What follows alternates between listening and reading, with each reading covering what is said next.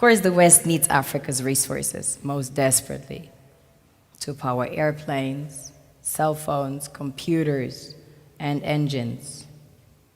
And the gold and diamonds, of course, a status symbol to determine their powers by their core and to give value to their currencies. One thing that keeps me puzzled, despite having studied finance and economics at the world's best universities, the following question remains unanswered. Why is it that 5,000 units of our currency is worth 1 unit of your currency, where we are the ones with the actual gold reserves? It's quite evident that the aid is in fact not coming from the West to Africa, but from Africa to the Western world. The Western world depends on Africa in every possible way, since alternative resources are scarce out here. So how does the West ensure that the free aid keeps coming? By systematically destabilizing the wealthiest African nations and their systems, and all that backed by huge PR campaigns, leaving the entire world under the impression that Africa is poor and dying and merely surviving on the mercy of the West.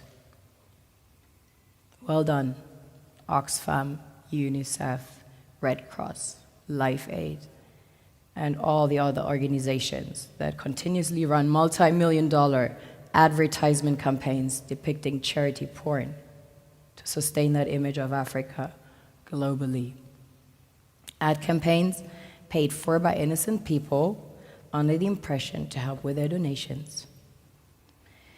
While one hand gives under the flashing lights of cameras, the other takes in the shadows.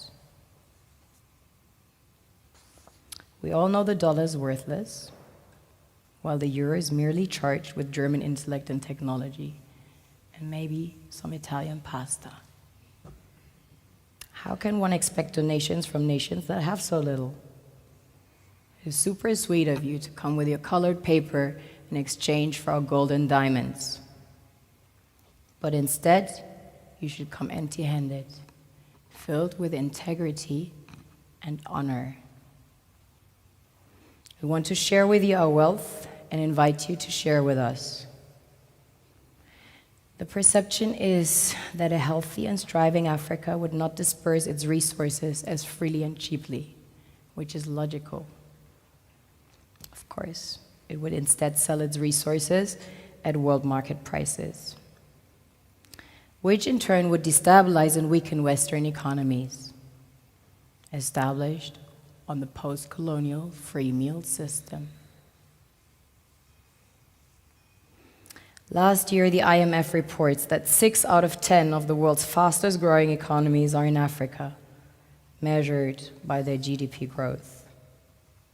The French Treasury, for example, is receiving about $500 billion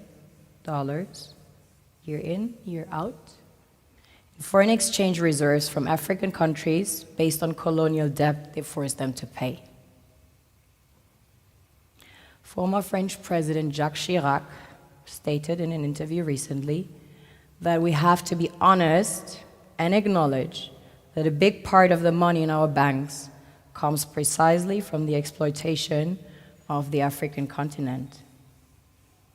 In 2008, he stated that without Africa, France will slide down in the rank of a third world power. This is what happens in the human world, the world we have created.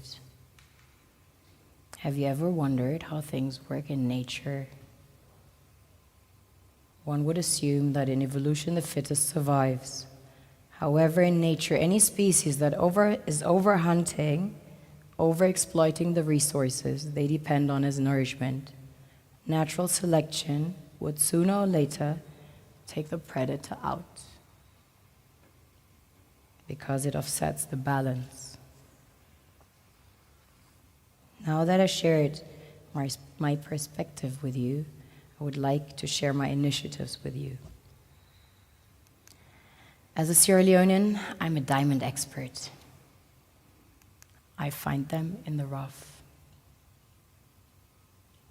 What nature created from the darkest substance, under the influence of heat and pressure, transforms into the strongest, most brilliant rocks. These rocks have the consistency to stem an entire nation. These will be our future leaders. Please meet the Fouloncho Creative Collective I formed with 21 street kids that were orphaned and displaced as a result of the Sierra Leonean Civil War and ended up living in the street as early as age 3, growing up as outlaws of society.